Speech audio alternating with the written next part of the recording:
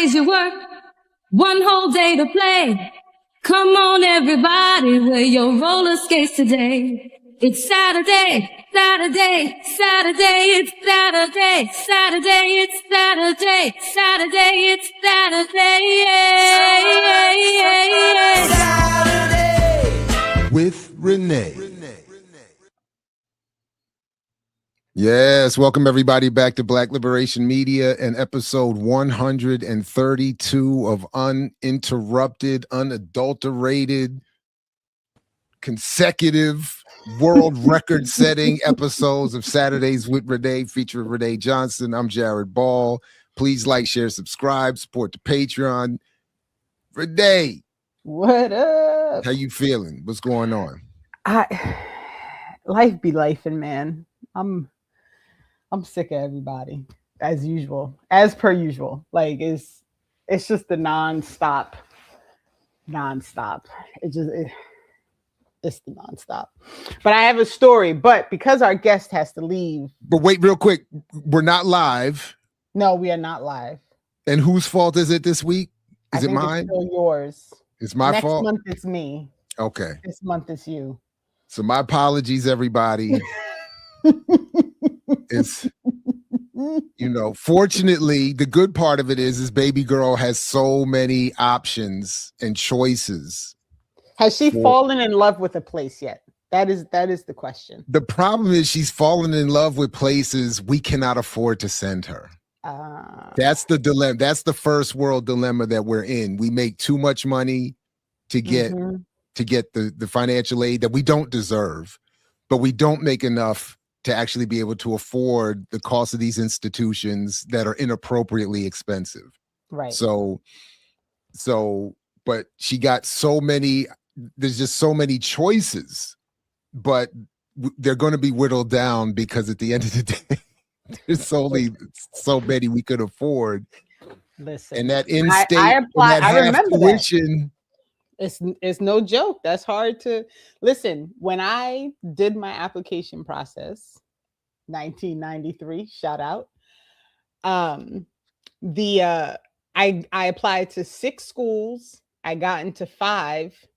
And when we got the financial aid packages, my mother was like, here's the 2. Pick one. Pick one. Exactly.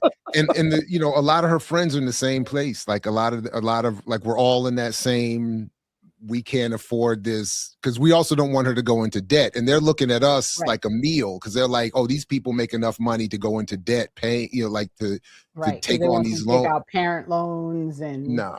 Yeah. And then we just keep reminding, like, you all want to go to medical school and grad school and this school and that school, want to take this trip and that trip. You want to lead that first world life existence. You're going to have to make some sacrifices. Yep.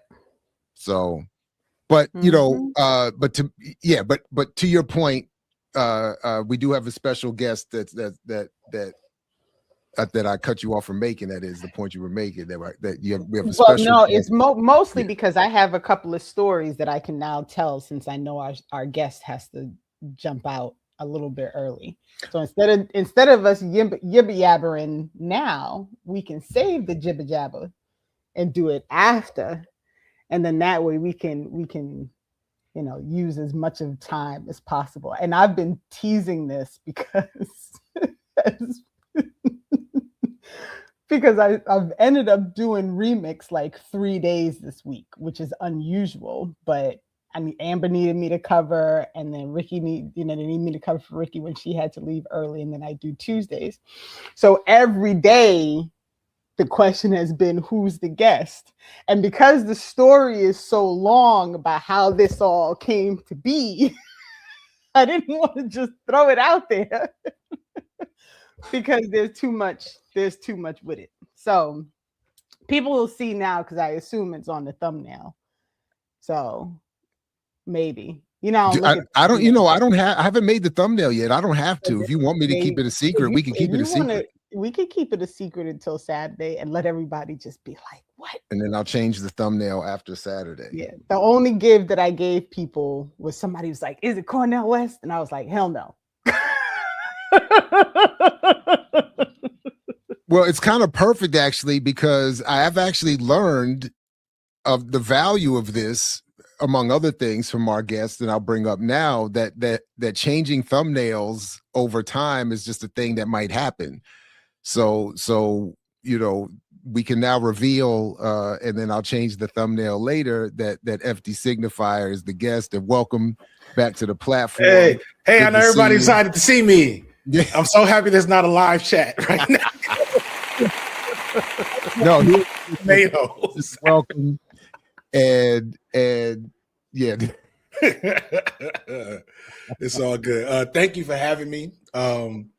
Thank you for really, I'm excited for this conversation. I've been talking to my wife all week about having the opportunity to discuss and probably do a lot of listening about this particular topic on the current political climate and how I'm operating in, we'll say, mixed spaces and how to do that best. Can I start by publicly finally addressing the green walled elephant in the room on my end? Go right ahead. So I reached out to Renee probably like a little over a month ago now. Is it that long? That short? Maybe. I don't know. Life be lifing, man. Yeah. That sounds right. It's been a few weeks at least. Just because I had multiple birds,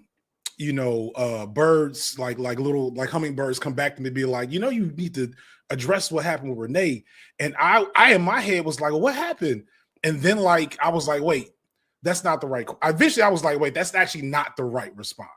The appropriate response with community is, let me just reach out and directly. And I had failed to do that for a minute. And once I reached out directly, I feel like we had a very fruitful and uncontentious conversation. I want to apologize for leaving you hanging the way I did when this conversation started a little over a year ago. I'm not going to put out a bunch of excuses. I'll just say that operating in community requires better maintenance and attention to detail than I offered in the last 365 plus days. And I'm excited to kind of be here. I appreciate that you allowed me back on the platform to have this conversation. And yeah, my apologies to you and everyone else affected. I appreciate that. I want you to know that it was not a channel wide. It wasn't channel wide, but it does feel like it sometimes when it's like, because randomly I'll hear that from a person. I'm like, oh wait, and I was like, all right, so wait, I need to, and I'm too busy not interrogating. What was I doing to Tyler Perry? Investigating Tyler Perry the last 18 months, and I'm scatterbrained to begin with. But yeah. I'm just happy that I really appreciate it. I appreciated the direct reach out, and I think of all things, making sure that community communicates is it's essential, because there's just simply not enough of us trying to do things, and even we're not fully aligned on all things, but we are aligned enough that I appreciate that we have managed to work through this whole thing. So I welcome you. I'm excited to have this conversation because there's just a lot. There's a lot. And shout out to Jared, because Jared, of course, in Jared's way, was like, I'm building bridges. Was that what your email said? I'm building bridges. Because that's what I'm known for in these digital streets. I build bridges out here. I'm creating unity. I text Jared once a month about the kind of soft power of his influence on the whole space now. Whether that's what that means and if he's getting compensated enough for it at this point is another question. But I was watching a snippet from Deontay Kyle this morning, and he was talking about how the Black capitalist class is clearly on a branding like a marketing. What's it called? I'm sorry, I'm usually sharper in the morning. You're trying to glow up, right? Yeah, they're like we need to do a branding campaign real quick because we've been losing in the streets, and they put John Hope Bryant and Jay-Z out in the last couple of weeks, and he said like, look, this shows that there's something happening, that we're cracking the paint a little bit on that, so a lot of that goes back to a lot of the work and conversations that happen here with y'all, whether or not y'all get credit for it. So there's value to it, even if it comes with headaches and clout based nonsense and influencer drama. We try to minimize it as much as possible, but we here. That's legit. And Jared, I say it to Jared all the time, and then he always does that thing that he does with the eyebrows and the head, like the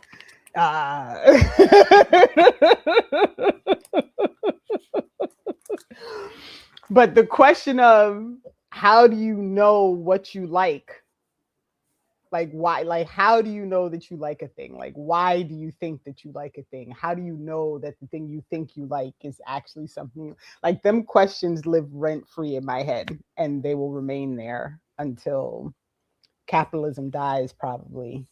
It'd be there after that. That transcends. That's one of the things where Jared discovered the thing, but he didn't invent it. It's just they put power to words that are gonna, when this is all over and we got liberation, we still gonna be like, man, that song, why did I like that song so much? Right. I'm sitting write something about Kanye now. Good luck with that, Lord. All right, so really in general, as we start walking into this new season of primary elections and whatever chaos is about to ensue, I saw a headline that I guess somewhere AOC she made an announcement that she's not going to vote yes for any bills that give money for weapons to Israel, and that whether it's for defense or not, I'm curious like how that actually plays out in real life. Because she was also only gonna stay in Congress for 1 year if she couldn't do the things she wanted to do. So we'll just leave those things there. But there are multiple conversations happening right now about the Democratic Party, and it's, I guess the best way to put it is it's presented understanding of the conundrum that they are now in, because they cannot be a party of the people while not doing anything that the people want them to do. Not a damn and so thing. Right. And so how, as a political party, you maintain this false positioning that they've managed to procure all this time while being clearly disassociated with the actual people. And so the question that I posed when I sent the initial email out was, is it finally time to dem exit? And so in theory, FD, as you be out. Do I have to still man that position, or the opposition? Do I have to still man the opposition? I am actually more curious on how do we engage in these conversations now in a real way with people? Because my stance of there are two cheeks of the same ass. And listen. I've heard two wings in the same bird. I heard two cheeks in the same ass, which is way better. Far more appropriate. Listen. Shout out to Mr. Calloway out in the UK, because he said that. I don't even remember where I heard him say it, and I was like, "Oh, that is perfect. It's perfect." And so, because that's my stance, that they are essentially working together behind the scenes, and there is nothing that we can do within this duopoly that's actually going to force change. How do we engage in these real conversations about what the realities are of our political systems, right? And so, and I know this is part of the work that you've been trying to research, like trying to navigate it, right? So it's tough. So I've been on that tip probably since, I think, I don't know if the last time I've said my Dr. Ball origin story. He invited me up to talk bad about Drake like in 2022 or something. And we had a nice, like, cordial conversation. And then, like, in the last 15 minutes, the chat charged me up like a motherfucker. And I was like, oh, damn, I need to get better. And then I maybe called him like 6 months later, like darn near boo-hooing, because I was feeling the pull of Van Jones on me. Like, I think I may have said that, like, I can feel them trying to make me Van Jones, but I don't know what to do. And he started just reading off people in books, and I got back into the literature of things. And so since then, so that's the headline. I'm gonna run with that. So I saved FD from becoming Van Jones. I mean, low key. Low key. I mean, so I was never gonna become Van Jones. Let me be clear. But I know that's what they were trying to do. Like, I felt it so strongly on me. I felt all the opportunities. I think I said something like, you think selling out is you get invited to like a meeting and somebody just opens up the briefcase and is like, hey, you do this, that, and the third, and you get all this. But really, it's just a series of small decisions, of small compromises you make. And then you do enough of those in a row, you don't recognize who you are anymore, where you've ended up. And I started seeing all those like small opportunities come, and I understood enough where they were leading. And I was just like, this doesn't feel right. I don't want to do this, but I kind of don't know what else I should be doing. And it was a conversation. Never forget, I was at my kids' soccer practice. The first thing we did was bond over kids' soccer shit. And then you kind of like was breaking down like what I was dealing with.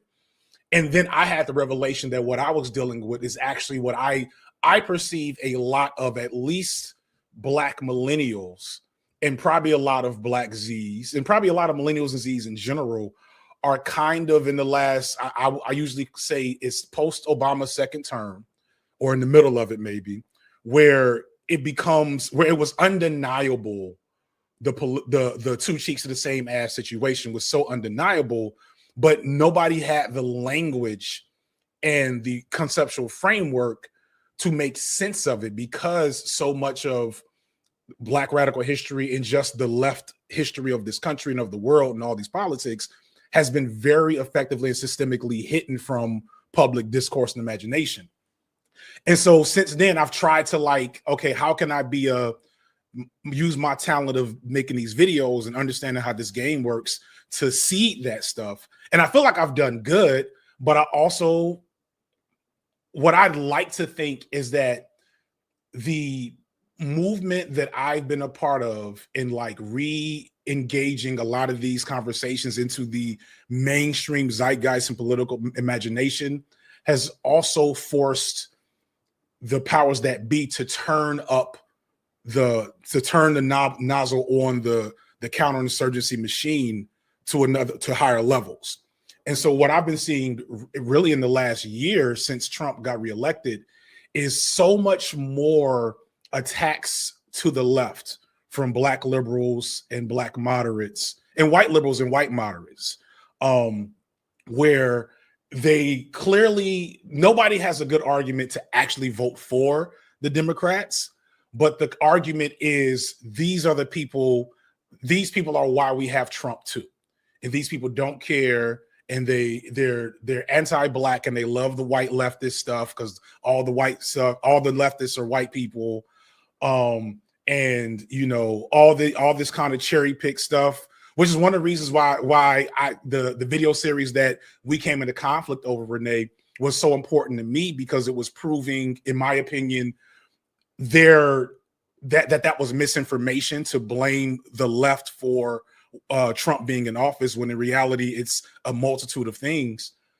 But we're also at a point, if I have to give the devil its due, things are so bad that it's impossible. Well, the people's perception on the state of affairs, which I think is a very intentional strategy from, you know, this regime and these powers that be, is to make things look so bad that entertaining not falling in line with the Democrats just to stop the bleeding is enough to kill the discussion to begin with for so many people.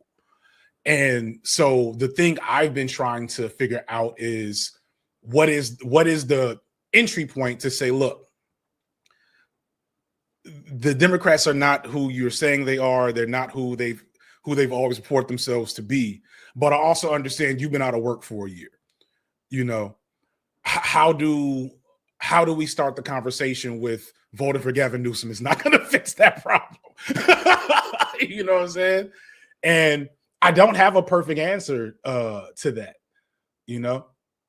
Well, I mean, and I think, honestly, like, I think that right there is the conundrum that we're always up against, right? Because the lesser evil argument is always going to exist, right? That it is intentionally set up for that to be the argument. Like, well, look at how bad things are, right? And I wonder if part of it is, you know, like I have not gone down this rabbit hole yet, and it's one that I've stood at the top of and looked down, just like, staring into the hole, like, I gotta go here eventually. Do I want to do this? Because, you know, the reality of the situation is, when we talk about things in the sense of like this, you know, like you're looking at one person specifically and you're saying, I understood that you lost your job, but, right? And the problem is that framing, in my opinion, because it starts you out from the beginning, from the get, of an individualistic point of view. Because if all we're talking about is your individual problem with what is happening right now, then there's no way to get that person to understand that their individual problem is part of a larger systemic problem that's never going to get fixed, because their individual problem is caused by that larger problem, right? Mm-hmm. So if we live in a place where your job is not reliant on a system that abuses all of its everything, people, including you, right? Then you don't get abused in the process, right? These things don't happen in the process. And so, you know, like, so I wonder, like, what is the consideration of, instead of, and I'm thinking this through as we talk, so this is why I'm trying to make sure that I phrase myself properly. Instead of saying, like, I understand you lost your job, what if the initial conversation is, this is how our entire market is set up for people to be abused via their working situation, right? Because if you live in a place where there's free healthcare, where housing is a human right, where people have access to food no matter where they live, where the air is clean, where all these things, you know, like all these things are in place, then you're not worried about holding on to your government job, because you're probably doing a job that you actually have an interest in doing, because all of your other needs are taken care of. Right? Yeah. So I found, so I agree with what you're saying there. But I feel like the problem really is the conversation's not even on the table with so many folks at this point. It's a Maslow's hierarchy of needs type situation with a lot of folks, because, you know, going back to what I was saying earlier, and something I've said in a couple other places, the post what is it? Nixon Black entrepreneurship, not Black radicalism, that era, everything after that has been a very coordinated, strong effort to create an ideology in people. Specifically, I'm talking about my generation, who was born not long after that, of the talented 10th, of grab the brass ring, bootstraps, get you an LLC. All that stuff has been so deeply embedded into the psyche that it's almost like if a dog has worms, if just trying to have a conversation with a person who's still in that space about the system is like just trying to pull the worms out the dog's ass, over and over and over again. And instead of like, we need to feed the dewormer and kill it from the inside. And so what I've been on a lot is like telling people and coaching people and participating myself in more like local, smaller scale activity, so that if you lost your job, or if your community does have food issues, that people are organizing around that to satisfy those needs to begin with. I'm going to a Black Men Build meetup tonight. And while I'm not super organizer, man, I'm just kind of playing my part. But I think the end result of that and trying to grow that, like as the dewormer from the inside, is going to be, at the end of the day, just more real. I don't know if more real. What's the word I'm going to use here? Valuable? I just know I can't. You said what? Valuable? Yeah, maybe valuable. I just know I'm so tired of pulling worms out niggas' asses with these arguments. I'm just so tired of it, because it's so clear how, especially as I said, it feels like people are ramping up against it now, where you have Jay-Z and John Hope Bryant doing Black capitalism marketing campaigns in the last couple of weeks. Did I tell you about Killer Mike and Charlamagne talking shit about me a little while ago on the podcast? And talking about how they talked to Jay-Z about me, little old me. Yeah, this happened maybe like Killer Mike has talked to Charlamagne about me. So right. if they've talked shit about me, they are at a microscopic level of finding the haters in these spaces. So they definitely would be aware of the shit that you've said. Right. You got a whole subliminal on Mike's last album. I hope that's me. I'm claiming it. I love to think that it is, but I don't know. But wait, one, did you do a video about this? And then two, please do break it down. Yeah. So I want to hear about this. Yeah. I remember I did. So it was, I don't know how much of this I should say. So could y'all edit these at all? I mean, theoretically, we would hate to have to, because we don't have. I'll just speak truth. Because it would have to be me. Okay. It won't be. It's not that deep. Please say what would not have to be edited, and then tell us afterwards or later what is not edited, what could not be said without being edited. So I'll just say I had some folks reach out to me to support support some good shit that y'all wouldn't know about.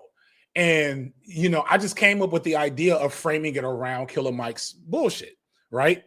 But because I had become apparent to me in the last couple of years that I was now on the radar of a lot of people, I was as nice as I possibly could be in this video, talking about Killer Mike's bullshit. I was like really, really congenial in a way that I probably wasn't even fully sincere about. Maybe that came across, right? And so 2 weeks later, Killer Mike on his podcast with Charlamagne is talking shit about my video. He doesn't say my name. He talks shit about my video. He mentions my wife and kids. It was like, whoa, what are we doing? Why did he said when he said, this is, I quote, when I see you, it's going to be a problem. Right. And so I'm sorry, say that again. I stepped on it. Say what he said. He said, and I quote, when I see you, it's going to be a problem. Now, thankfully, I didn't take it. Initially, I took it very seriously. I was very upset. Eventually, I was like, this is not real. Like, he's not about to jeopardize his reality for little old me. And I don't think Killer Mike's of that as much as he used to be, if he ever was. And so I eventually responded in a video just talking about Black capitalism and, you know, just addressing the whatever arguments that were made in this moment as best I could without mentioning him directly. But I bring that up because, and they said, and this is a quote, they said they talked to Jay-Z about me, right? And like this is a real, you can go look this up, but they're referring to me to like, I talked to Jay-Z and he was like, I don't know why y'all listening to the. And so I say all this to say that is the media monstrosity that we've done enough now to be on the radar. We've done enough now where we are penetrating the barriers that they've put up to these conversations and these politics and this history. We have broken containment because now, even if it's not real, even if it's not like naming names, they are addressing us and they're failing, but they're addressing what we say. And if you go to their comment sections and you go to their tweets, you see people saying the things we say to them, asking why won't you talk to Dr. Ball? Why won't you talk to FD Signifier? Why you ducking? It ain't a wave yet. But the response to that is them turning up the dial on their rhetoric and their misinformation apparatus. And I may get a whole bunch of views on the video. I may get some coins from Nebula, but we can't fight Deloitte money that Charlemagne borrowed was it Deloitte? Who he borrowed? Somebody, Blackwater. I think it was Blackwater he got for iHeartRadio. Was it Blackwater? That I don't, well, I haven't looked at it at that level. I'm sure either way, one or the other, 6.5, 2 does, whatever the phrase is, it does is, but the fact that he got iHeart money, that that Charlemagne is sitting there with Andrew Schultz or whatever, that like it all stands to reason.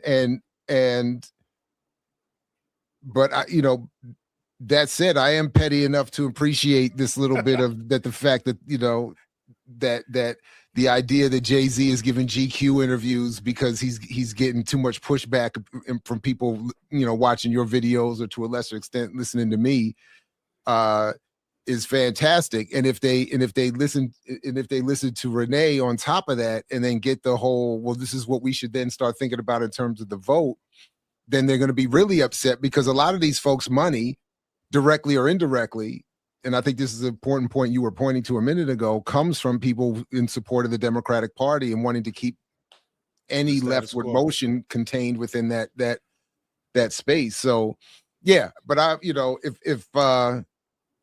and John Hope, I just got to say it again, John Hope Bryant's new book, which I've read too much of, is complete garbage, except for the fact that it is a confession.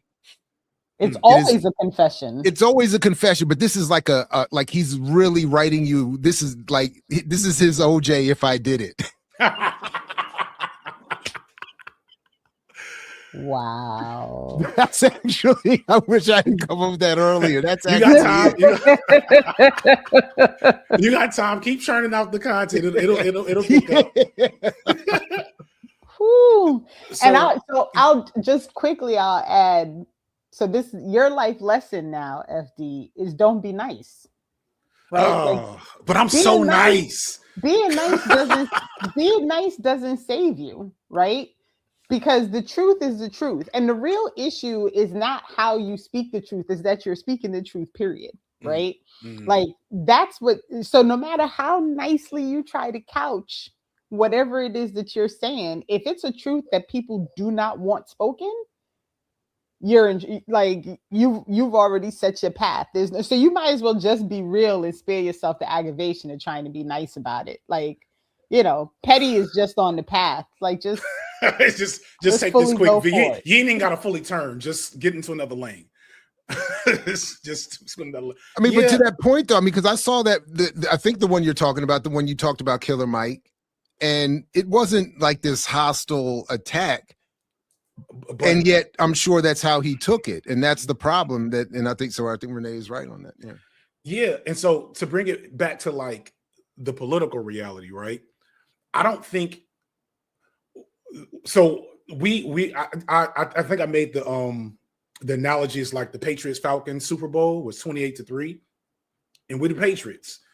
I hate the Patriots. I hate Tom Brady and all that. But like the metaphor still stands in that the score is up on them, but the game isn't over and we're on the board, because people forget that 28-3 was like with 8 seconds left in the third quarter, and the Patriots scored on the next play, right? And then it was all over from there. And we are not going to beat them at their game. Classic Masters Tools reference in terms of like media. But you know, if we take the fact that they're paying attention to us, use that to say they're paying attention to us and they're talking shit because they know we're a threat now.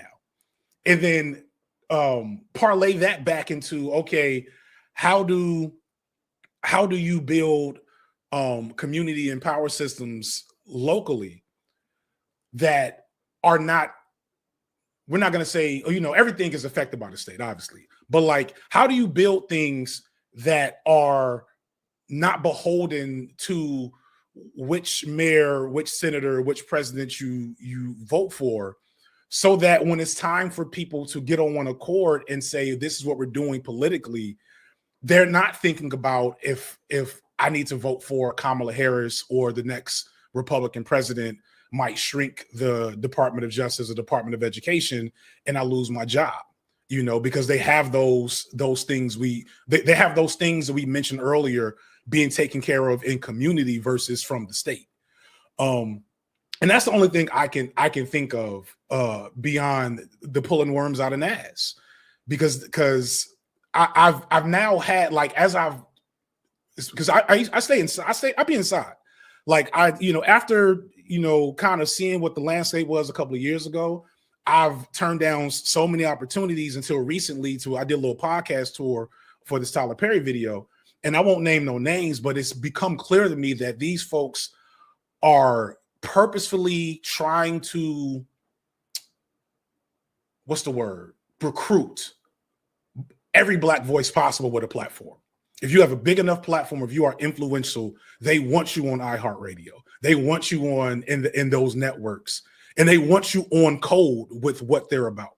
That is, and I'm just say that and leave it there.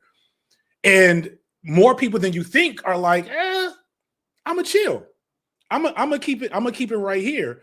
And there's success and opportunity in that regard. In fact, the thing I'm really starting to see, the irony is that the irony of I often get accused of having an all-white audience, which is not true, but I got a bigger white audience than most of these, aside from Charlemagne when he's with Andrew Scholes. All of these like Black talking, political talking head people would love to have the white audience that I have. And they want it. They want access to it. And so we got kind of everything we need to start doing some things. We just kind of gotta, I don't know if be patient's the word I want to use, but we gotta move with a lot of care and intentionality as to use what we've built to the best of its extent. And I just don't feel like it's gonna be like, I have an ADOS video I might do in a couple of months. I need a filler joint. And I got a church video at the end of the year. But like, I don't know how much value there is in like fighting fools. And I say that as a former fool who has got still 1 foot in. If you think, whenever the chat sees this, if you think I'm bad, go to Threads and see how these Black liberals are talking on Threads about the Black leftists, et cetera, et cetera. It is. And if you don't believe FB, just go to your nearest HBCU and sit in on any event and or just read the news feed of any HBCU in your community, and you'll see exactly where people are. And it's we're in some trouble. Yeah. So yeah, that was all I was, Yeah, so I'm talking too much. Let me chill. I'm sorry. No. So here's the thing, right? Like, you're here for a reason. You're supposed to be person talking. No, but I want to hear more from you, because like maybe you got a code book or something. Maybe you got the dewormer. I can just start throwing at niggas. Yeah. So my issue is I have no patience, and I think it's actually gotten worse as things have gotten worse in the world. You know, like as I've witnessed how the sheer lack of understanding of how all of these things are connected. My patience level for people who don't understand that it's all connected it's completely diminished. It's really bad now, and I just don't. And it's bad in a way that's not helpful. So I have to work on it, right? Because I will quickly cuss you out and tell you, like, I'm not even engaging in this conversation with you. Yeah. And I probably, in being that way, there might be one or two people who perhaps if I had more patience, I could get them at least to consider that they're missing a broader point that they need to really understand. But I think that's also partially age, right? Like I keep getting told, like, once I hit 50, which, like, countdown, we like weeks away now, I'll be able to I can just start saying whatever I want. And I'm like, well, I've been doing that. So as one in his 50s, I think the only one on this panel in his 50s, I confer upon you the right. I knight you in advance as once you hit 50, it's a privilege. Yes. Well, yes. And welcome in advance.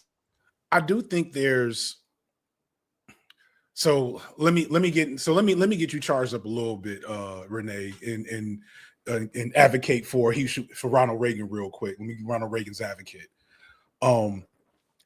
He died during my wedding, by the way, if you didn't know this already. I didn't know that. So you didn't know, yeah, just so you know, he died during my wedding and we stopped to raise a glass. So I like to bring it up whenever his name comes up. Unfortunately, me and George Bush share the same birthday. That's a little sad, deep lore for me. When I found that out as like a 12-year-old, I knew I was fucked up. I was like, damn, my life is ruined. Anyway, there is something to, so I do think there's something to, when I was getting at earlier, like, how are we managing our influence is what I was trying to get to. And that we've kind of like scrambled for all this power, and we've put some points up on the board. And I'm not going to say it's the first time this has happened in like a while, but it feels, from my perspective, that's what it feels like as a person new and as a person newly significant, but also like given responsibilities beyond my actual capacity of like talent. I find myself feeling like we could be more like, what we could come up with a training manual of sorts for engaging with the people with worms still, you know, to be more, I've been calling it being more people-centered, where unless I'm getting like full nonsense, which I've just learned to stay out of certain spaces or not say certain trigger words to people. When I'm having like a normal conversation, like, how am I illustrating certain things while being people-centered? I have a friend, one of my frat brothers, I love him to death, and we were doing so good for years. But boy, when that Cybertruck came out, he couldn't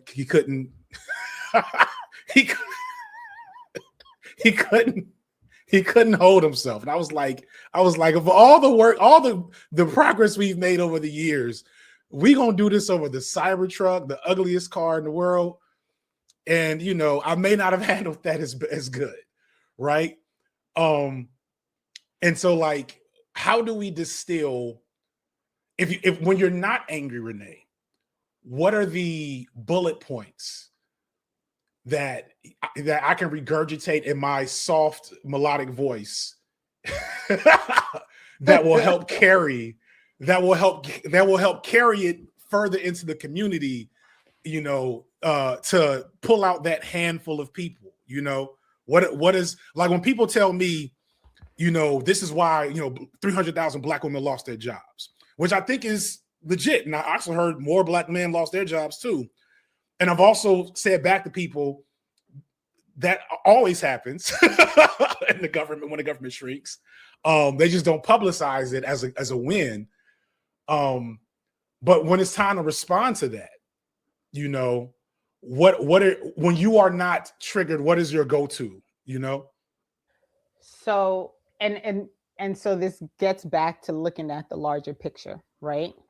Which is going backwards and understanding, why are so many Black women employed by the government in this way that when something like this happens, they're the first people to go? Why? Because at the time when it was convenient for them to bring in workers who they could pay less, that's what they did, right? And it's a larger picture. It's a larger picture issue. So I think maybe I told this story like 2 weeks ago about my friend who is very upset about the food stamps, right? That people lost their SNAP. Got to get people back their SNAP. And so she said, I just don't understand why you're not more upset that like 30 million people lost their SNAP benefits. And I said, okay, so let's think about this. How many people live in the country, right? And she said, well, it's going on, you know, we're like upper 300 millions, right? Like close to 400 million. I said, exactly. I said, now, do you really think the 10% of those people, the 30 million that were getting their SNAP benefits, are the only people who needed assistance to get food, to get access to food, to get access to good food? And she said, well, no. And I said, so you have to step back and look at the larger picture. So yes, is it a problem that these 30 million people are now going to have an additional struggle? Absolutely. But the larger problem is that there were already probably 250 million people who were struggling, of which only 30 million got access to something that was providing them a resource to fix that problem. I said, so let's step back, and instead of worrying about fixing the crumbs of the problem and ensuring that this smaller group of people are allowed to get their resource, step back a little bit and fight to make sure that all 250 million are allowed the resources that everybody should have, because everybody should be allowed to eat. And then you don't have to worry about those 30 million because they're encompassed now within the 250 million who are allowed to actually not starve to death. Yeah, and she was floored. She was like, I never even thought about it that way. People don't. And on top of that, the thing that is funny, when we first talked about doing this, ironically, I imagined I was going to be more in conflict with the sentiment that I knew I was going to encounter today. And the funniest thing happened. The war in Iran broke out. And I was like, oh, wait, no. Niggas ain't learned nothing yet. And nope. I can't. Nope. I can't. Like when folks was like, when folks were like, this wouldn't happen under Kamala. And I had to tell people, yo, they've been trying to do this since before Obama. Like he just did everybody a favor. Everybody on that ass cheek, every pimple, hair. Sorry, we get too graphic, but you get my point. Like everybody involved with them cheeks on the low is very appreciative. If this ends up, I don't know the actual geopolitical ramifications of it. It sounds like it's going poorly, but I'm not paying enough attention to have a good take on that. But I know that in an ideal world for the neoliberal fascists that have ran this country for ever, Trump did everybody a favor. He just did the thing everybody wanted to do, but couldn't find an excuse to get done. And hearing so many people act like they don't remember the umpteen different Iran deals or Biden putting a hit out. Biden put a hit out on the Venezuela president like a month before he left the office. And it's like, oh, wait, we literally do not have a capacity to understand the two cheeks metaphor yet. And I realized that I am still pro stop the bleeding.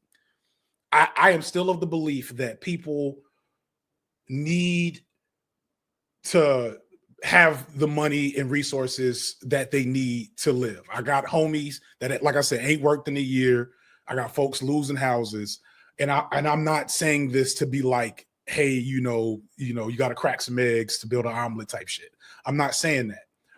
But the thing I can't get away from is that there are a lot of people that are dipping their toes into struggle, that as soon as the pressure is let off of them by the state, by the Democrats, that toe is going to come right back out the water. And the way their ears are open now, they will be closed until the next situation occurs, and we'll be starting the conversation over darn near from square one. And it's just extremely frustrating. Right. So you said you're of the mindset to stop bleeding, which I think a lot of people are. And my question to you is, if the bleeding is accelerated by the fact that the heart is pumping too hard for whatever reason, are you still not focused on the wrong thing? Like, shouldn't you slow the heart down first? Yeah. Right. So this is the problem with, again, and this is like and this is the thing that people struggle with me so much, because it's not that I don't understand, right? Like I understand, like, looking at a situation and being like, there is a current situation happening right now that if we can get it addressed right now, we can at least fix this problem for this group of people, this set of people, this community, this whatever, right? Like I understand that. And what I implore people to understand is, while you're fixing that problem, the larger shell problem, which is really the cause of that problem, remains in place. So what are we fixing exactly, right? Like, if you're stopping the bleeding, but okay, so you fix the wound, but the heart is still pumping too hard and they're still bleeding internally, where, like, what are we doing, right? Like, what are we doing? Yeah. And so this is the continuous struggle with this, right? And I'm just, and it's a hard conversation to have with people. And I think, again, a lot of this, at the core of it, is because we are such an individualistic society, right? Like, almost everything is done on the terms of me personally, or the person I know, or the people who I see directly, right? Like, and it stops being about this larger understanding that everything is a mess. And if we could attack the larger systemic issue, all of these smaller individual issues would actually resolve, because that is the larger problem is the problem. And we don't name it enough, right? Like, we don't name, like, when people say, oh, I lost my job and, it's because of this thing that Trump did. And no, you are right now suffering because of capitalism, right? And Trump is a system of the capitalism. But we need to fall in love with capitalism, or so, whatever John Hope Bryant said on The Breakfast Club. On The Breakfast Club. That's why. What's a hustler on the corner except a capitalist? If we, I don't remember what the hell he said. The man, listen, and please watch, not in spite of my appearance, the what will be, at the time of this airing, the most recent episode of Brokish podcast, if for two reasons. One, because you have to, if you haven't already seen how Dr. Erica Brown and Amber respond to Trick Daddy's latest appearance at the AKA function down your way. Their reaction to that is priceless in and of itself. but to see Dr. Erica Brown, who generally comes across as this professional, polite Southern Black woman, to see her describe and discuss Bryant as her nemesis is equally priceless. And for an old hater like me, it gets better by the day. But the man is atrocious. His argument, his book, his analysis, and the people to whom he's attached, and it is absolutely atrocious. So hate on, flame on, all of that. I just wanted to add that in there. Yeah. Listen, and if you have not seen the Trick Daddy video, I highly recommend. It is spectacular. I highly recommend. I will not let the AKAs defamate me. But you know what? And so here is for the more, what's the word I want to use? Because like I always press against the radical label for myself, because I know the real radicals, and I know I love bullshit too much. You know what I'm saying? And like, you're not gonna get me to not want to look at a Trick Daddy moment as an opportunity to make a video and talk my shit. And you know, I just sometimes I don't want people to give, especially at the size I am. I don't want people to see my Trick Daddy video and be like, yeah, this is Black radicalism. Like, but what I'm trying to get at is that there is actually opportunities in our, you know, as we're talking about, because I think what you're getting at, Renee, is like education, political education. And I think the thing that a lot of people don't engage with or realize enough, especially those within truly, you know, organized radical spaces, is just how big the gap is. It is a chasm of knowledge and information and just awareness of history. Like, it is a huge gap. And people, I think part of what makes it so frustrating for some people is like, if you haven't regularly like tried to cross that gap, you don't realize just how big it is and just how lost folks are. And it's easier to just write folks off and you know, and if you have that petty bone, to maybe, you know, take a couple of throw an elbow in there every once in a while. And I have that in me as well. And so I found, or at least I believe, I perceive and believe, I don't know, I may be just making YouTube videos to the fucking void, as far as I know. And sometimes I look at my comment section, that's what it feels like.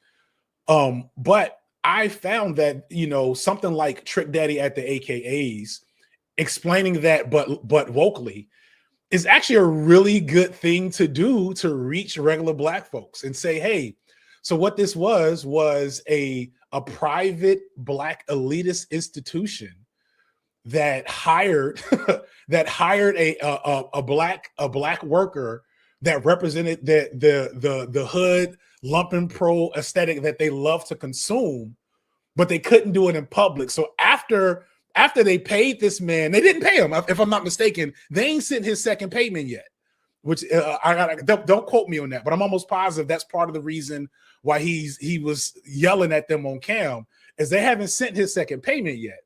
So they brought him to this event, brought him on stage to perform, and then didn't like the fact that his performance didn't fit with their bourgeois, petite bourgeois image that they branded themselves with for the last 100 plus years now. And I'm still trying to understand, like, how did you not know who Trick Daddy was? Like, did they not, like, they did know. That's the thing. That's the thing, right? Like, okay, so I'm not crazy, because I'm like, there's no way you didn't know that he was gonna go up there and be Trick Daddy. He's Trick Daddy. His name is Trick Daddy. It's a Trick Daddy. It don't get too much more on the nose as a rapper name than Trick Daddy.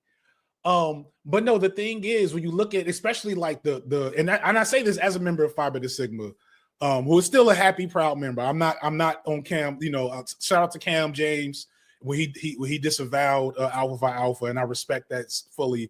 And I completely agree with his perspective. I'm not really doing that with Sigma anytime soon. I don't see it for myself. However, I will call out the fact that the people who usually run these organizations, as many bureaucracies tend to be, are highly incompetent and are highly beholden to glad-handery, flattery, and nepotism. And so what I guarantee you what happened, especially the AKAs, no shade, but the AKAs are the epitome of like all the critiques about like the Black Excellence Brunch crowd can be represented in the AKAs and the associated organizations, right?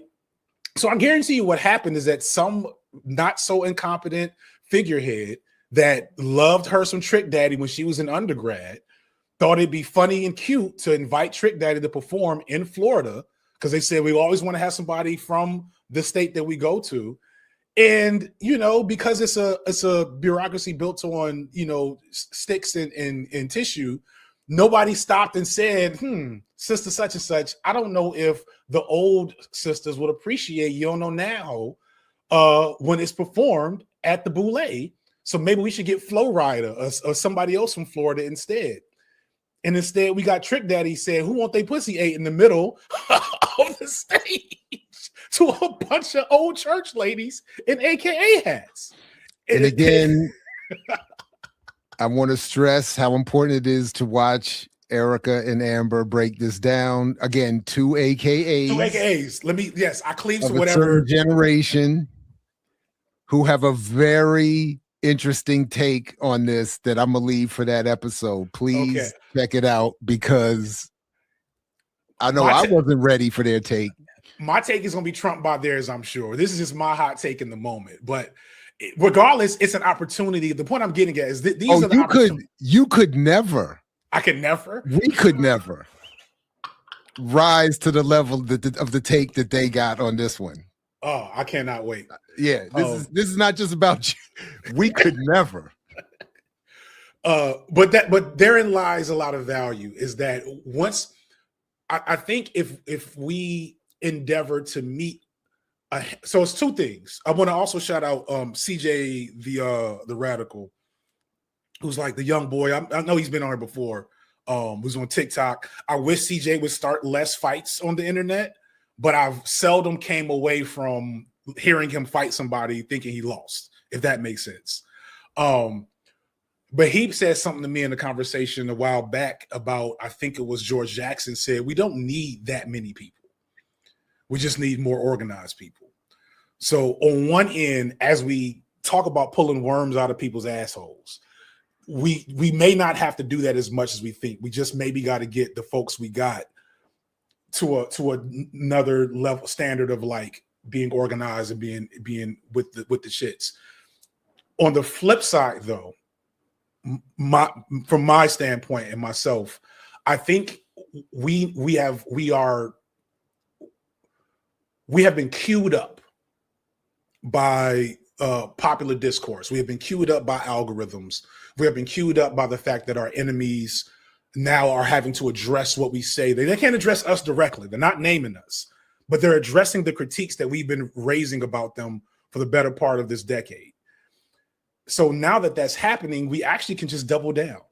And we can use this pop culture apparatus. We can use these things that everybody's paying attention to poke holes in a few bubbles, grab a couple of people, get a couple of more supporters, even if it's just we add in 5 more patrons to pay for, I know y'all like help with the retired Panthers and like their like life expenses, like little things like that is possible via holding your nose a little bit and continuing to have them tough conversations, you know? And so this brings me to the question that this is a conversation that we are always having offline. The holding your nose and engaging with people in a way that leaves you vulnerable to the idea of almost elevating someone who literally has no business in the space of radicalism, actually like fighting anything legitimate. Like there's some cats out here who in their pursuit of the bag will talk to anybody if they think in that moment it's going to get them whatever thing, right, they're looking to do, right? Like, and so how do you, like, when you say hold your nose, how do you draw that line between the person that you're holding your nose, but in the end you could be damaging your own, not only your own reputation, but the actual work by engaging with somebody who is only utilizing you in that space because it is convenient for them in the moment and it has absolutely nothing to do with the work. So for me, so if I'm thinking collectively about like the online public facing folks, for me, it's one, having strong community ties and being able to be called in to be held accountable. And a perfect example of this, and it's funny because he wasn't even in community at the time, but I had a white creator that I would talk to every once in a while who has very different views, but I found synergy and I found a lot of interest in like trying to pick his brain on the crazy shit. And I went on his stream, and deculturation took me to task. I bet he did. and you know, if there's a few people who I don't want to be on the Summer Jam stream for, it's deculturation. And so, well, he was just in the live chat of my interview with Butch Ware, so I'm about to be up there next. So don't worry. Yeah. Look, I couldn't watch it earlier. Go ahead. Sorry. Yeah. No, it's all good. So first is people that if you are in this, if part of your politic is also how you pay your bills, which is I'm talking specifically about me right now, and I'm sure a handful of people that know me or I've worked with, but also like a Butch Ware, right, et cetera, and you venture to call yourself within traveling through radical spaces, then you also have to be willing to be brought up on the Summer Jam screen every once in a while to see to get that evaluation going. I was really proud of Cam when Cam stood in front of Jared about a month ago over the thing he did. Like, cause I you know, not to name any names, but there's people that Jared has critiqued that I've tried to say, just go talk to the man and have a conversation, and then, you know, things don't happen, but I'll leave that out. So number one, you have to have if you're not embedded in community, you shouldn't be calling yourself a radical in any form or fashion in the first place. You shouldn't be like, if there's not a radical space that can claim you on any real level, then everybody should be pointing that out whenever you talk. That nobody know their elders, or nobody know their OGs, or nobody know people that vouch for them that they've talked to. Don't nobody know none of that. Then that's already a red flag that we should all be speaking to immediately. When the dude Roundtree, the light-skinned Black Panther guy, popped up a couple of months ago and may or may not have been doing some good things in Philly, I don't know. But when nobody could say, when everybody was like, I don't know this dude, that kind of made it clear. Like, I can respect that you're doing good things, but I can also point out that everybody I've talked to says they don't know you. So no, you got to do a Black Lion or whatever he made up in the aftermath. So that's number one, is if you're grounded in some kind of community, that community can, one, hold you accountable, and then two, vouch for you to even expose you to other people. The other thing is, it's really not hard to sit with the idea that every conversation ain't worth it. I'm still talking to my homeboy that bought the damn Cybertruck. I've known this man since I was 19 years old. This man has held my children after they came out the womb, and I have grown with him to a certain point. And everybody has their vices and contradictions. But I'm never platforming him. You know what I mean? If I always have a rule, I maybe will go to your platform. I had to change that rule recently again because of deculturation, that I can't go to everybody's platform no more. It just don't work like that for me. It's too much it's too much at stake. But I'm never bringing anybody to my platform that I feel like I can't vouch for, or that I'm not willing to beat the shit out of on screen. And I'm really nice. I don't be wanting to beat the shit out of people when they come to talk to me, right? So I just don't do that. I just don't do that no more. It don't happen. But anybody that's like, we need to just have conversations for content, not interpersonally, not maybe even y'all are doing an event at a college or whatever that's going to have a debate or something. So I got fruit flies, I guess it's that time of the year. Not like y'all are doing a private event or like a small local event, but you are platforming people and putting this person into the algorithm with you.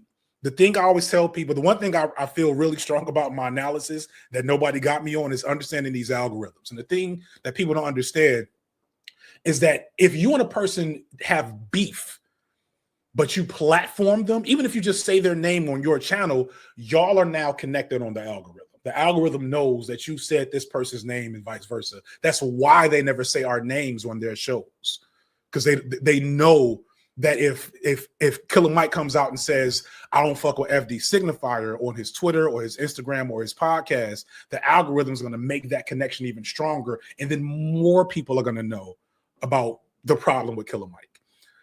So if we got clout demons that call themselves radicals that are constantly platforming and engaging with bad faith actors in the name of radical conversations or whatever, then, you know, we gotta just draw lines, you know, and you know, that is what it is. That is very interesting about, and I gotta look for it. Somebody sent me notes that they took from a conversation with you about algorithms that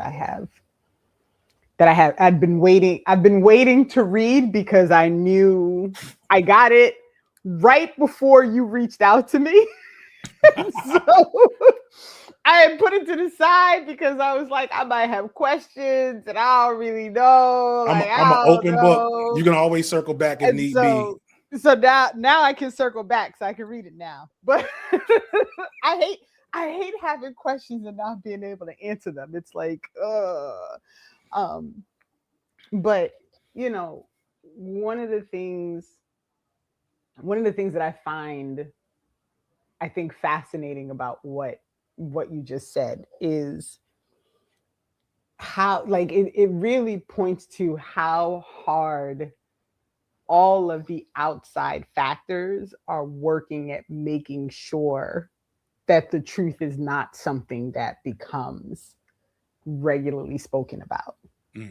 Right? Like it is, they're really doing a lot of work. Billions of dollars, trillions invested. Sorry.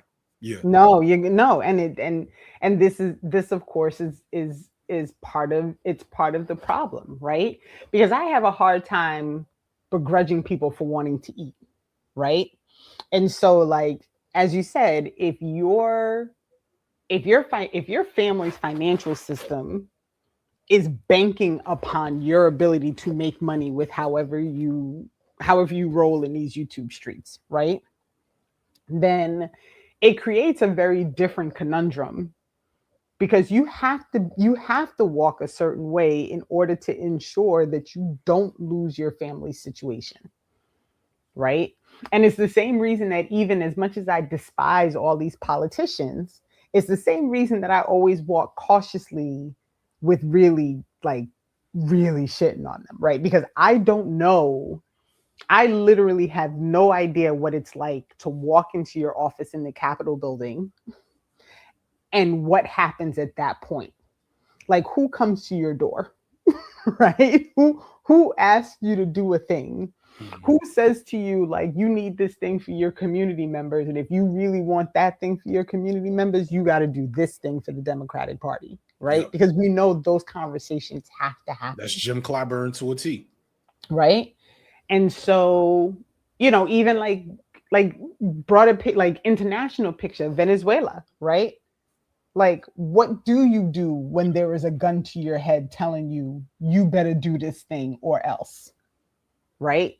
Because as we saw in that Haiti documentary, that's how they overturned the government that had been put in place by the people of Haiti, however many centuries, you know what I mean, however many decades ago, right? And so we, you know, when and again, brought a picture. If we don't live in this capitalist system where you feel like you have to do this thing in order for your family to eat, because we live in this system where that is how the setup is, maybe you can just be on YouTube and your family can eat and everybody has medical care and you can just speak truth because that's okay. Right? So it's, to me, like this whole, it is real. It's a hard situation to be in. Like, I do not envy you. Right? Like, I appreciate that. Like, not for real. Like, sometimes I'm like, you know, like we got our little 50K and we got, you know, we got our little following, like, you know, but at the same time, like you want people to understand and to get the information and to get the truth. Like it has really been set up to put people, to really paint people into this corner, the corner of the triangle that Jared always talks about. You cannot be rich, popular, and radical. Yeah. Period. I always go back to another really influential thing I got from this space was Two Black's book with I don't remember the brother's name. Rasul, yeah. I don't remember the book name now. Shit. I promise you I read it. Launder and Black Rage. And like I think that's such a, specifically for the position I'm in, and then a lot of petite bourgeois Negroes, HBCU Black folks, Black excellence brunch types, because I maybe naively do believe that there's a lot more people that would get on code if they understood how to if they understood things better. I do believe that. And I also believe that it doesn't require such drastic sacrifice to move in righteous ways, especially if you've managed to win at the game, you know, like I have with YouTube. If you are if you're running a partner at a law firm or something, or doing, if you got your good job out your HBCU degree, you can still do a lot of things that are useful for liberation causes without risking so much of your position. But I do think one of the problems is people don't just want to win. They want everybody to know they won. And I think that's one of the struggles with the clout and the influencer world and the YouTube of it all and the TikTok as well. And it's also that these platforms kind of incentivize conflict. And so I hear from, you'll see it in the comment section. I hear from the radicals on a regular basis, for insert whichever position didn't land right, insert whatever position I'm maybe just outright wrong on, insert whatever thing somebody made up. I got a sister on Twitter. I've noticed she hit me once every couple of months with like FD said Cuba was a failed state, and I was like, it's not what I said, but like, damn, it's got 10,000 likes and shares. I'm like, fuck. So I get that happens, right? You're incentivized to just make that your whole personality. You're incentivized to, and then what that does is it creates a situation where I am the left, and all legitimate theories on the left and radicalism end where I am. And anybody further to my left is just foolish and wrong and shouldn't be taken seriously. And I think people just need to remember how unreal all of this is, that all of this is still happening on these platforms that people spent trillions of dollars designing to, to undermine a lot of the goals we have. Yeah, like it's first world problems to be an influencer and deal with the bullshit of being so highly perceived. But if it don't take much, like you're always going to get criticized even if you don't do anything, right? If I had continued on my initial path to the Van Jones Signifier, VJ Signifier, I'd have still had plenty of critics. Jared, don't make that face. I'd have still had all the same critics. I just maybe could have ignored them with less, sincerity. But like all you got to do is just not want to have everything. Just not be greedy. I don't need people don't need the I don't know factor. You don't need the factor meal sponsorship for every video. Half the sponsorships don't hardly pay shit.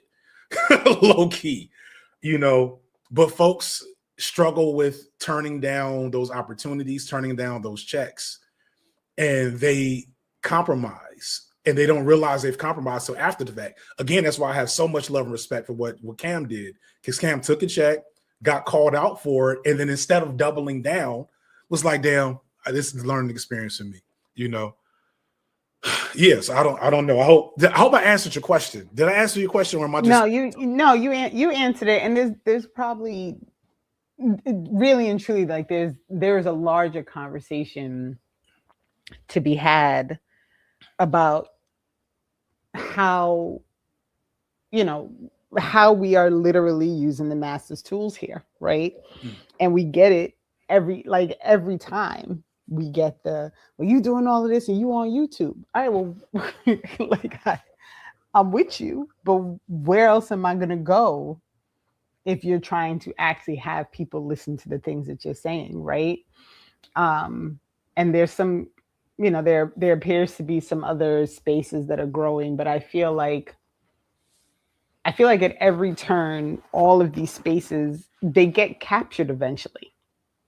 Right? Yeah. Because no matter what happens, there is always some asshole who has a lot of money, who doesn't want to see these things happen. And in the end, the question is always like, how big does your check need to be for you to sell out? Right? Because for most people, there is a number, right? And Jared always be laughing when we talk about this. Because how big, like, what is the number? And most people, what usually happens is most people are never encountered with the choice. Most people never have to make the decision of, am I really going to pass up this check to hold on to the value or to the, to the thing that is really like important, like whatever thing you want to put out there that they're trying to buy, right? Right. And so I gotta tell you, I truly have, my respect for you has grown a lot in understanding that you have been presented with things that you were like, I'm not going there with you. And so I so appreciate being able to acknowledge this within this community specifically, because I know it's easy, especially with some of the takes I've had and with the amount of clout that I've garnered despite myself at times, to just assume I am kind of here cosplaying. And I'm also not gonna fake the funk. Like, again, I'm in the streets with bricks and Molotovs, or going to every meeting, et cetera, et cetera. But I do think people don't realize how easy it is to, like, I'll get to this after. I'll speak more explicitly. I'll cut it. I'll give y'all to 2:35 so I can rant a little bit on some shit that I've known and seen over the years. But just the pull of it all is very strong. And I think the thing that I was lucky with initially was so many of the people in the space now are not just new, but also young. And while I may be the youngest person on the channel, I'm old enough to remember a pre-internet self, if that makes sense. And so I've never taken a lot of what I hear about myself online to heart too seriously. I get angry when I feel like people are lying on me. And I had to learn to not respond to that, over time. But overall, like, I never took it too seriously. And I think a lot of people that are brand new to the politics and or younger, the online activity feels more real than it should. And they confuse engaging with political thinkers on a podcast or video essay or whatever with actual political activity and organizing and action. And it's the responsibility of the people holding microphones to remind them regularly that what you're doing now is consuming content. And what you do after you finish watching this is the thing that actually counts. But I think people don't, I think a lot of the creators don't realize that about themselves either. They get convinced. It's certain folks that are convinced that they're holding the left accountable with their mean YouTube videos and their Twitter behavior. And, it's like, and because again, the master tool is designed for that, it's hard to break them out of that. People confuse, people don't understand what accountability looks like. And so bringing it back to like the initial conversation, as we're engaging with people whose intro to these politics, if they've had one at all, is going to come via Killer Mike, old Killer Mike songs, not the new ones where he's talking about meeting with, the governor of Georgia, but the old ones where he was talking about George Jackson and Malcolm X. That might be their introduction to a radical thought. It was mine, low key, right? I heard Killer Mike talk about George Jackson before I entered a master's program. So like, as we find those folks, we just gotta harness that energy for actual work and progress, and not for clout and internet fights. And just don't worry about pulling the worms out of them.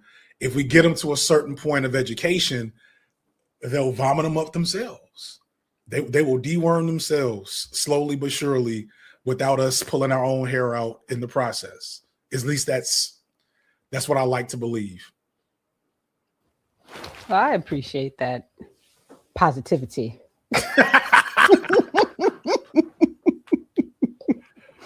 But we do, there's a lot of work to be done. But before we let you go, because I do want you to go do this thing that you're supposed to do, so you and your family can enjoy your time. But is it time to dem exit? I mean, it's been time.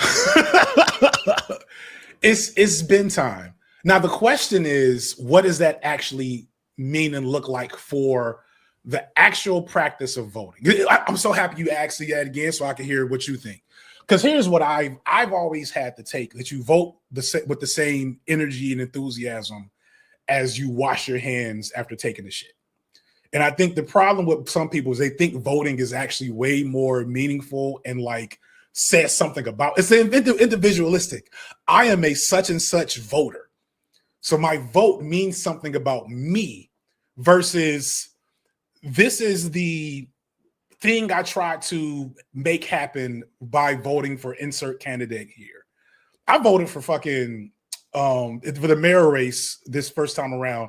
I voted for Kasim Reed the first time in the first set of the mayor race of Atlanta. Why? Because the rest of them I knew didn't have a chance and were mostly bullshit crooks.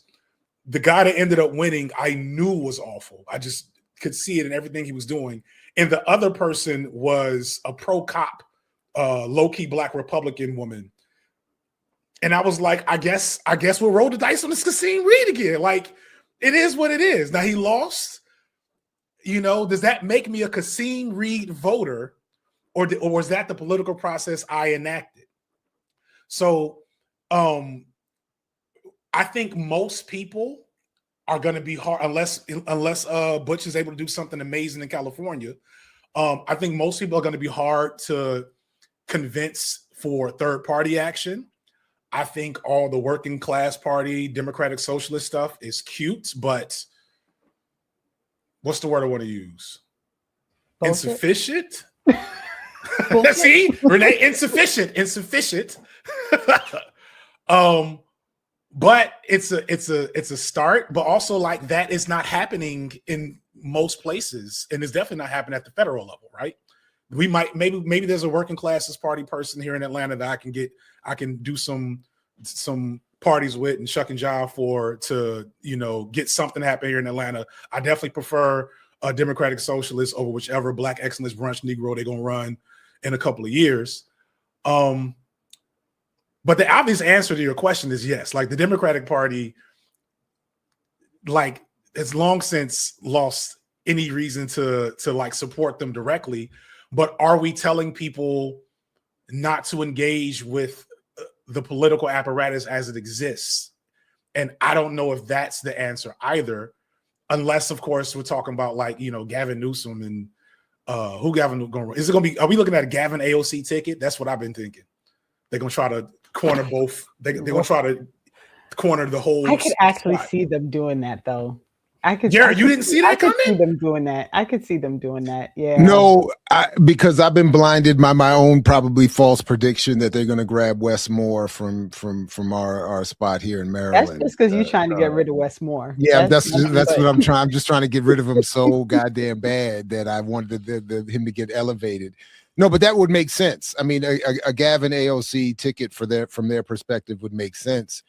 And it will present a problem for the argument I think arguments we're trying to represent in this discussion.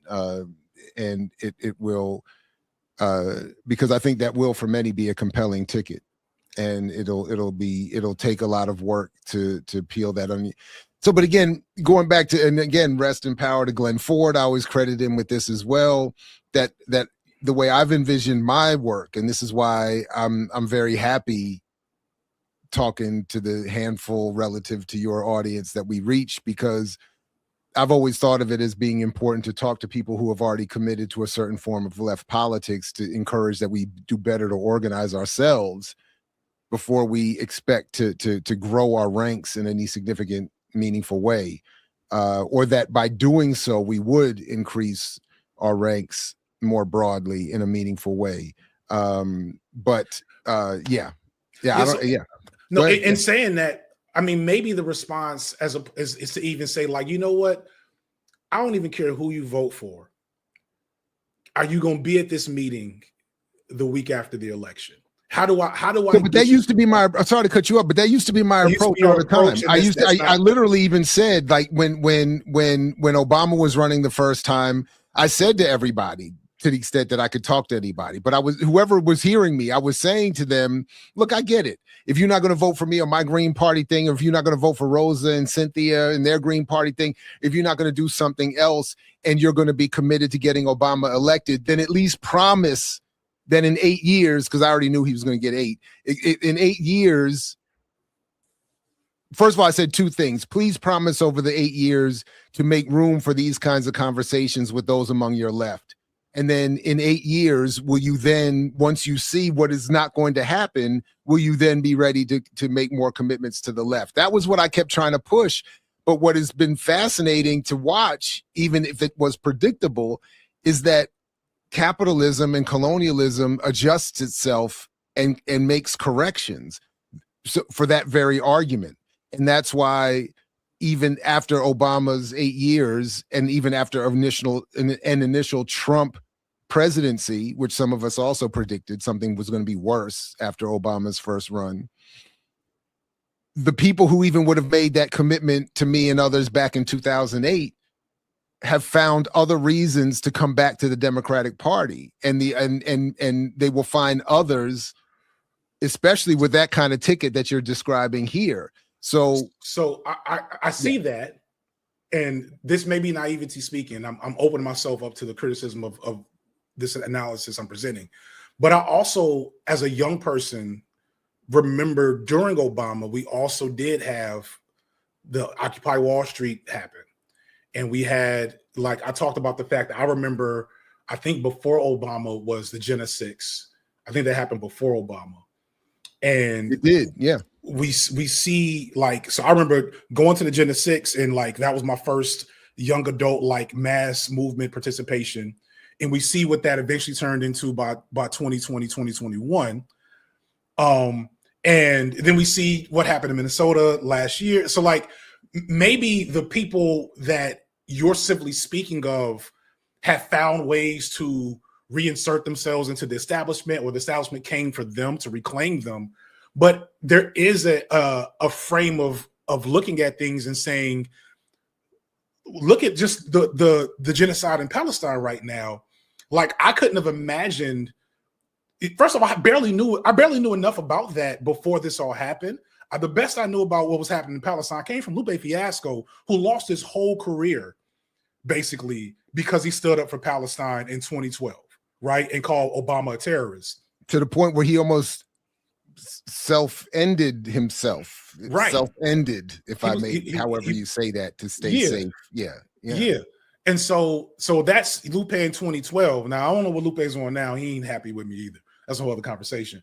But my point is that Free Palestine, now the most popular Black streamer in the world, was a 20-year-old goofy that barks like a dog and racist people and plays video games and travels the world, will still shout Free Palestine to masses of young people. Now, there's a whole lot of other stuff to do about how things get co-opted and the cloud of it all, and the Nick Fuentes of it all. But I can make the argument. Now, I'm not saying this is correct, but I think you can make the argument that while Obama was very much the false prophet, the experience of that for preceding generations has set the groundwork for far more disorganized struggle than we've seen before him. At least taking up more space in the popular imagination. Now, whether that means anything, especially if we don't watch for the hook and plan for the counterattack, is another thing.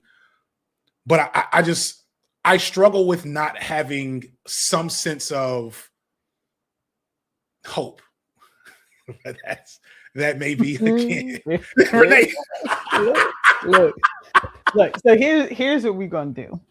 We're gonna put a pin in this one right here because you have to go. You're gonna be mad at you. But I will be staying. I hope y'all are nice to me when I leave. I'll definitely be coming back to hear how y'all, as the true jaded curmudgeons of the crew.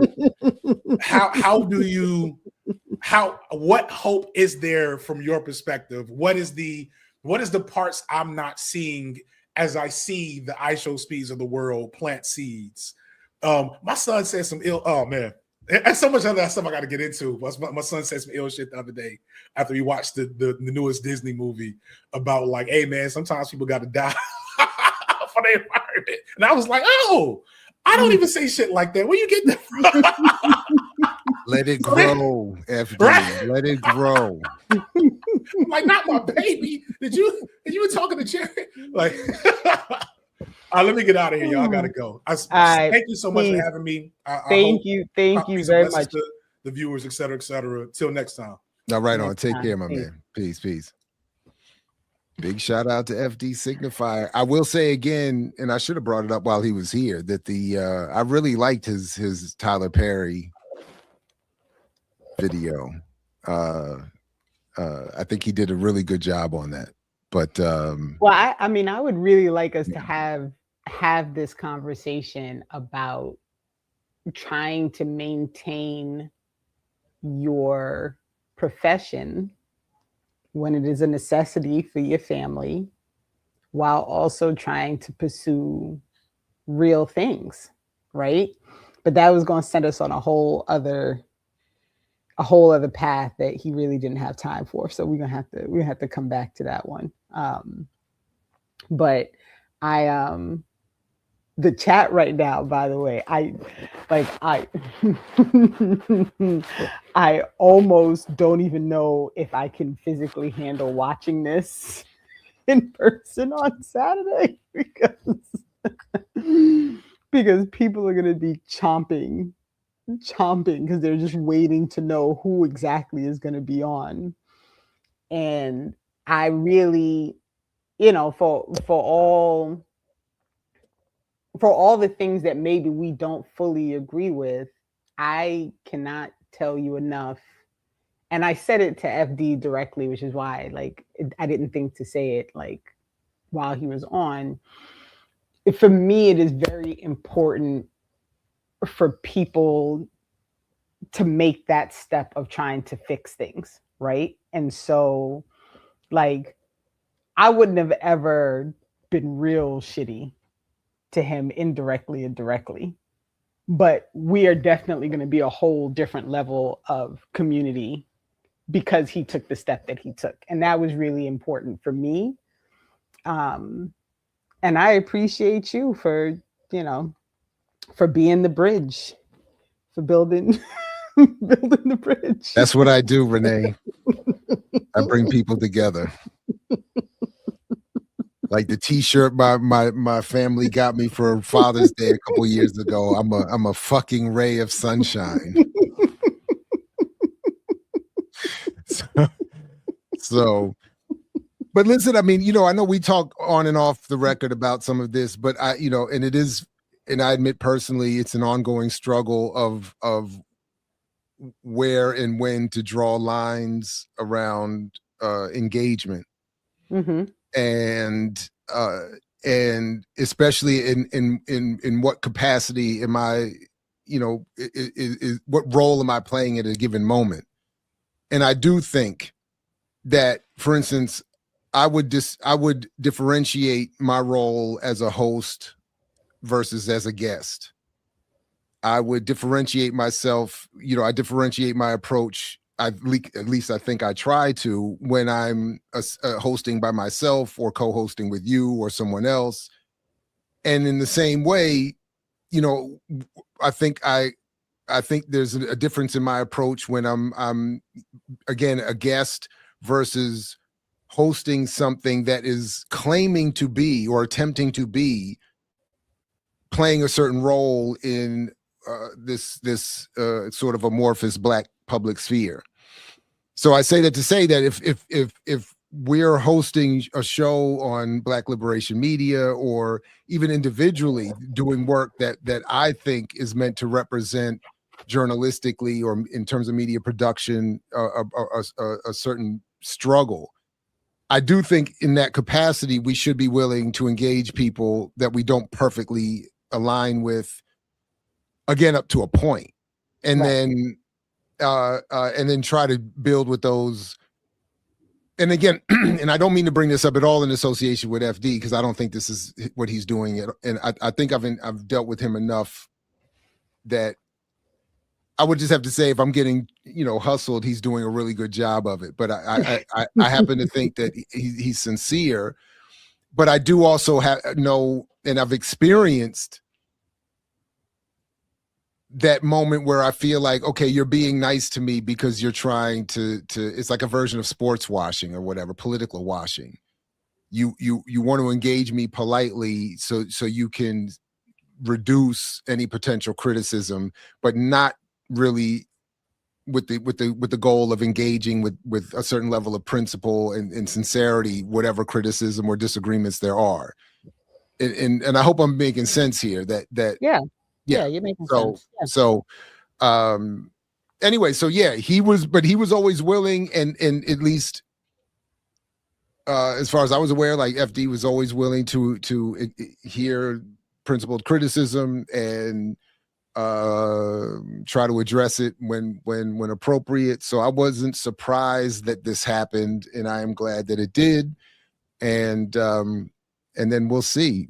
Hopefully, I don't know. I don't know exactly what the schedule is going to be, but I'll try to get to the chat as soon as possible on Saturday, and we'll see. Yeah, I got 80 different things happening on Saturday. So it actually worked out well that you couldn't do Saturday because I was going to be trying to contort myself to do Saturday if you could have done it. So it would have. But I also know that like as soon as the schedule opens up, it's going to fill in with. So like I didn't expect that because we were pre-taping that you were just going to be like laid out in the grass for 2 hours on Saturday.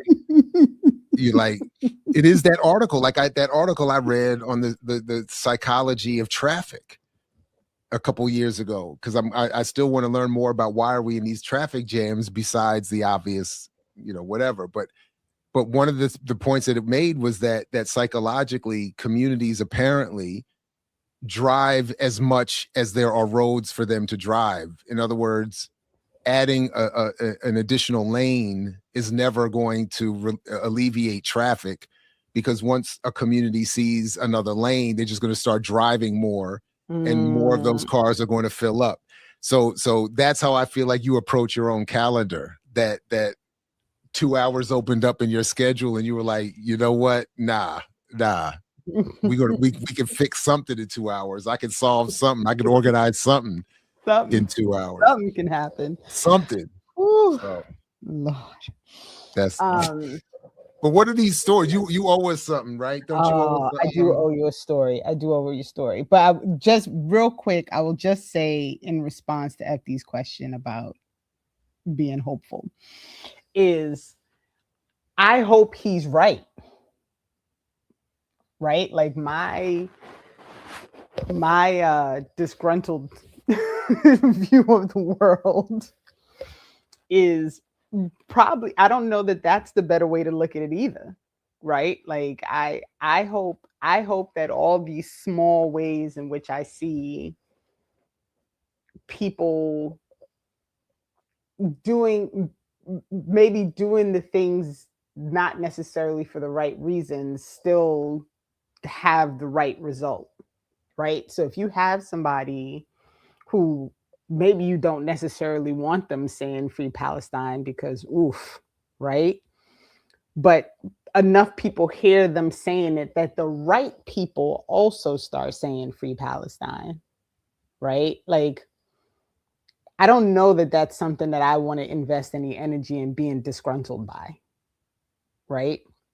And so I think there is room for conversations in which we acknowledge that there are multiple pathways to get to a thing, right?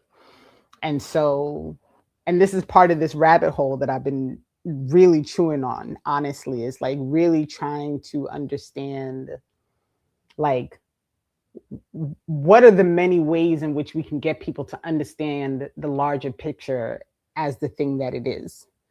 Because that, to me, is the core of the problem. Is people see things consistently and the inability to separate out your own individual needs, to separate out, like, the one story. Like, you did the whole thing on Gates and this Black and Jewish, right? And how they kept picking like these individual stories to point to, right? Without like, here's the larger community and how it responded to this thing, right? Because that's what people do. You can always find a story that is going to confirm the thing that you're trying to convince somebody about, right? Because there's 8 billion stories. So you'll always be able to find one that's going to confirm whatever story you're trying to sell people on. And so how do we back out of, this one story and this particular situation and this small group of people and this one community, and get people to understand the larger role that capitalism plays, the larger role that imperialism plays, the larger role that, like, how do we get people to understand that larger thing? And, this is where, like, I think you're doing your the animated book on Black capitalism, right? Like us talking about doing 8-minute snippets and doing a film, like bringing Samantha in all the time. Which, by the way, FYI, my mother was like, "You and Sam should just pick a time and like just regularly, like just do a thing." She said. Well, I think Samantha. First of all, salute to her, and I think we all. I think I was trying to come up quickly with because I think all of our reverberating conversations are great, not only for the world, but I think are good for her as well, in terms of getting out all this information and in different ways. But because I enjoy watching her conversations with everybody that she's talking to, particularly, so like, but if we all came together and said we're going to have a monthly roundtable with Samantha, I think that'd be dope. But while we're talking about all of this collaboration, I do want to say again here that we all are working on this Ma'afa Nakba from Ground Zero Film Festival that Renee alluded to here. So folks, if you are interested, start getting your ideas together. 8 minutes maximum, cell phone use only, and original footage. And I'm not sure that there won't be more parameters that evolve, but initially that's where so as you start to get your projects together, I'm going to submit one. I'm working on, I got an idea. So everybody, and the goal is to put into some practice what all of us have been talking about with Mtume and Jared Ware and others. So I'm excited about this. And so am I. And I think, I haven't laid out, y'all know me in a spreadsheet. Y'all can get a spreadsheet. It's gonna. And the graphic novel that you mentioned, I saw Samantha sent the initial sketches to me. I don't even think people. It's crazy, and I don't even think people really understand how unrealistically talented Samantha is. Don't. They have no. And I didn't. Until she sat up there and was like, "Oh, this is your idea," like this, and you're like, "What?" And she's like, "Oh, this is just what I'm doing to get it." You know what I'm saying? To get the idea. Right? And I'm looking at it like it's done. I'm like, "There's more." Facts. Oh, but straight up, I'm jealous as shit of that talent. Yeah, I'm not gonna front. Unreal. I'm not gonna front. I'm jealous as shit. And if I had 3 wishes from a genie or whatever, one of them all that you could wish for, one of them would be to be able to draw like that. I'm not even playing. I've always wished I had that talent. And she seriously, she was like, "Oh, this is your. Oh, say that again. Oh, really? Like this." Yep.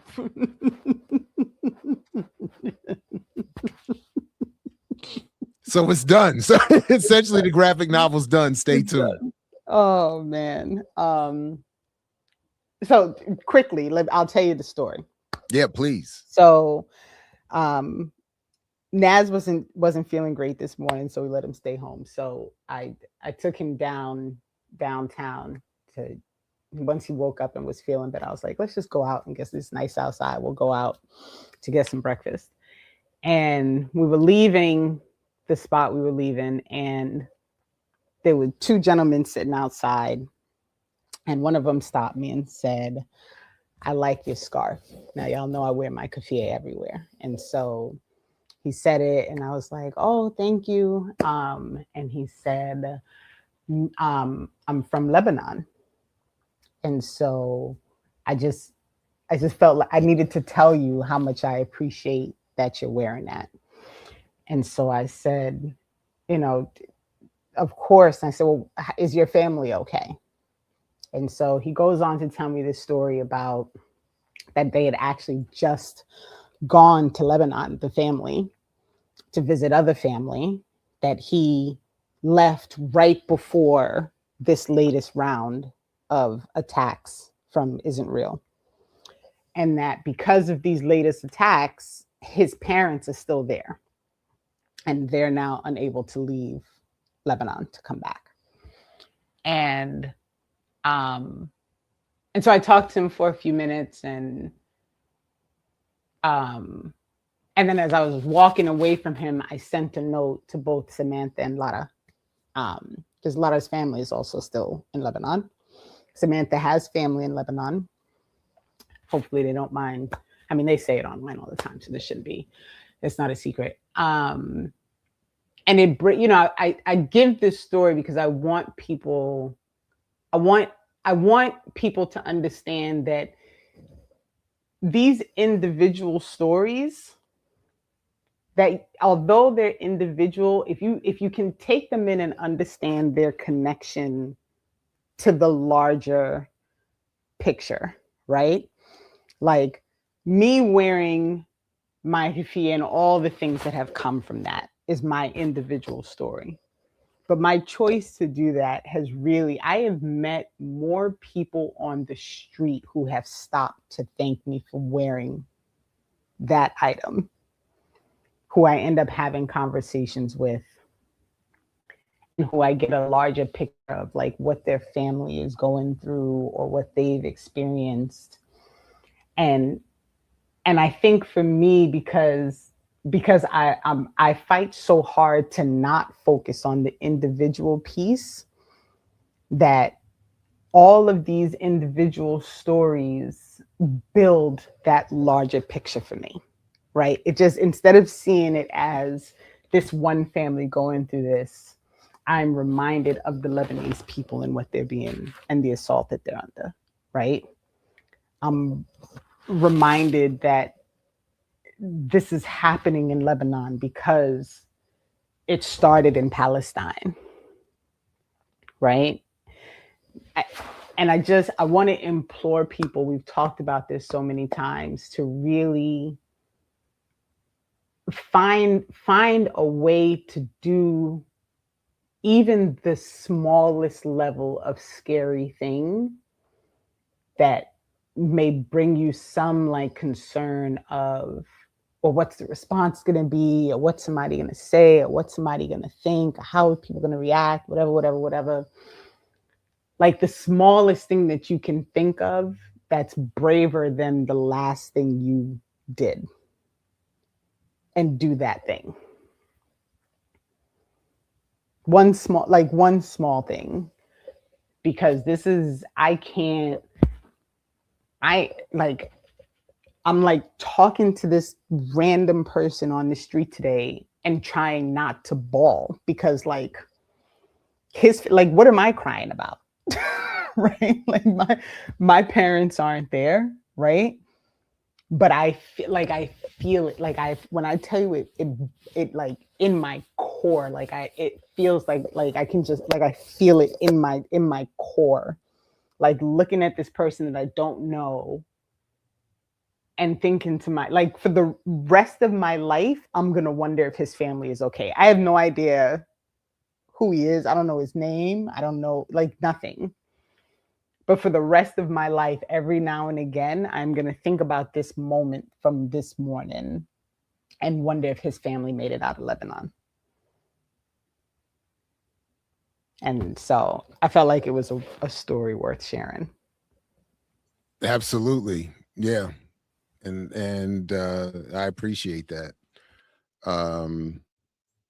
Yeah, I don't have anything worthy of following up with that. So folks, show your love for that story and the rest of the show by sharing and subscribing. Support the Patreon. Put this in your socials. Invite others to check it out and enjoy and join the conversation. And Renee, salute. Thank you to you, and the same to FD Signifier and to this undefeated chat that I know is just out here being undefeated. So definitely. Thanks, Jared. Yeah. And thanks, FD. Yeah, right on. All right, everybody. Peace only if you're willing to fight for it, as Fred Hampton used to say. And we will catch you next week, same time in this, because we don't miss a show. Next week, right here with more Saturday with Renee. Black Liberation Media is a collective of Black and African organizers, journalists, academics, and media personalities serving Black and African masses seeking to further grow in their understanding of themselves, their histories, and the African world through entertainment and news. Please continue to like, subscribe, and donate to the channel so we can further serve you and liberate our people. You can also go to blkliberationmedia.org, get some merchandise, and also become a Patreon member and a member from the YouTube. Please do what you can, share, and show your love as we will show ours for you. Black Liberation Media.